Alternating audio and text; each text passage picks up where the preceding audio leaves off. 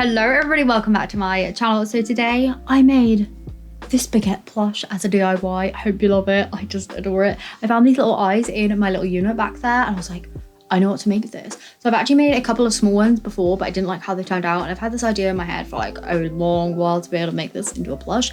And here it is. Don't you just love it? Adorable, I know. So the fabric that I've used is by a brand called Shannon fabrics. It's the plush fabric that I use on my plushes. I just really love the brand. Not an ad, never worked with them before, just really love them. I've used Shannon plush fabrics for years and years now and I always swear by them. They do so many colors and they are super duper soft, great quality and really nice to work with. As you can see, I don't know if you can quite tell, but sometimes you can tell like how soft things are on camera when you give them a little rub.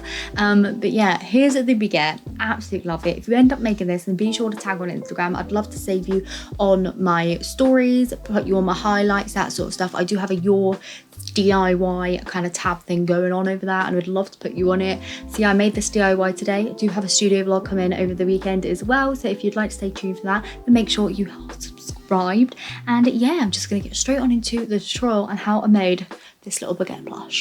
Okay, so like I said, the fabric that I used was by Shannon fabrics and the main brown color that you see here is the color caramel, I do believe. Like I said, I'll leave all the info down in the description. But anyway, on one piece I drew out this large oval using a Sharpie pen just on the back of it. Then I cut that out using some pinking shears because my normal fabric scissors have gone blunt. And then I put it face down onto another piece and then cut out the exact same shape again. So I was left with two large ovals. Obviously, if you don't want to make it large, you don't have to make large ovals. You can make whatever size ovals you want. This is going to be the main body of your baguette, so make it how big you want. And then you want to make a template using some cardboard. I'm just using this scrap little bit, which was a really failed art print from a printer that made my art prints for my Etsy shop really badly. So I've been using them now since Halloween to make DIYs and to-do lists and everything on. So I cut out a shape kind of like this, a diamond eye like shape to make the little kind of slit in the baguette. Then I just tacked all the way around it so that the raw edges were facing inwards. And then once I had that done, and I did that twice, I was then able to pin them into place and then just go over to my sewing machine and start stitching them down. I won't lie to you, this feels really weird to be doing a voiceover because I haven't done a voiceover video or DIY in so long, but I promise I will be bringing my DIYs back to Chelsea DIY. So I'm hoping to be able to do like DIYs and then studio vlogs and do like one each a week of those type videos. So you get a DIY a week and then a studio vlog to catch up with me a week. I think that would be fun. Anyway, I'm off topic. So back to the plush.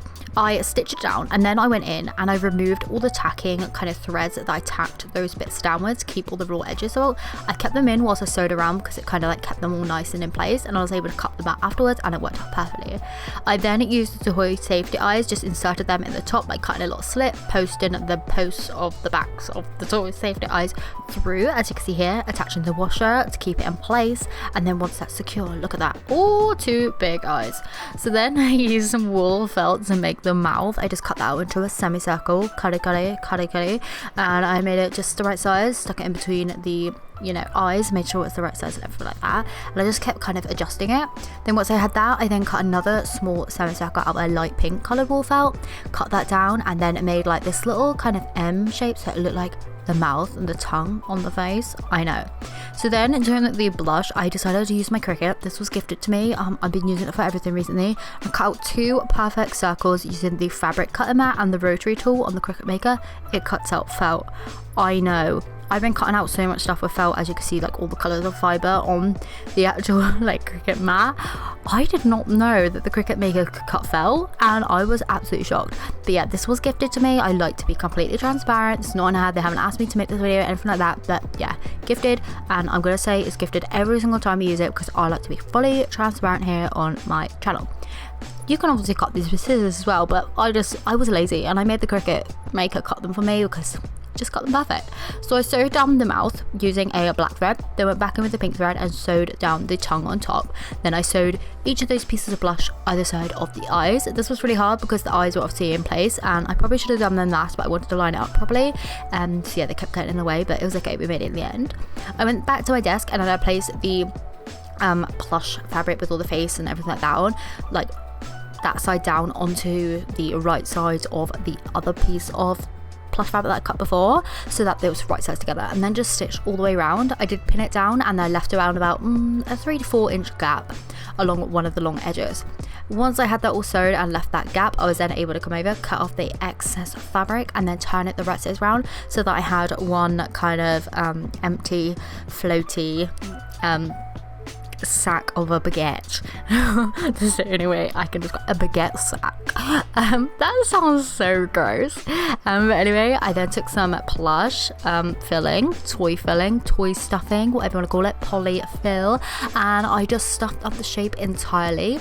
I just make sure to go one end first. It went down to the bottom end of the baguette so that it was all nice and evenly filled. Then I just did a simple ladder stitch to shut that opening and just pulled it tight. I used a really strong thread on this, and then I just made a couple of knots until it was completely done. So once sealed up, my baguette plush was then complete. Thank you so much for watching today. I hope you have enjoyed today's DIY. I have got another DIY. I'm halfway through filming. It's just over there drying. I'll have that up next week sometime, just trying to spread my uploads out evenly. I'm hoping to do like half DIYs, half studio vlogs going forward. This, I said, was going to be my plan going forward. I just had to get into the rhythm of filming a little bit. I wanted to get a project done, which I've been working on for about a month now, and hopefully that's going to launch over the next week as well. So there will be an announcement coming your way on my YouTube channel. Thank you so much for joining me today, and Mr. Baguette Boy here in giant plush form. I just love him. He's so soft. So yeah, hopefully you enjoyed today's video, and I will catch you on the next one.